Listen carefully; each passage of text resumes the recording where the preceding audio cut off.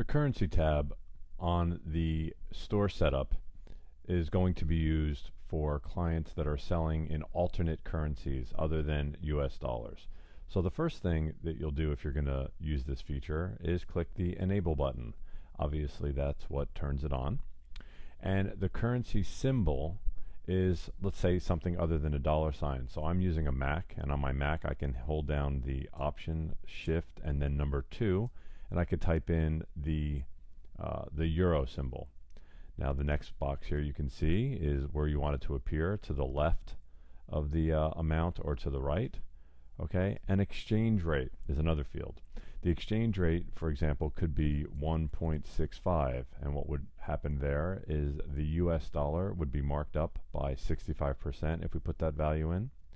Decimal places, okay, if we're not sure what to put here, we can roll over the question mark, and you see, for example, we can put 2 or 3, okay. The decimal separator we can choose can be either a comma or a dot.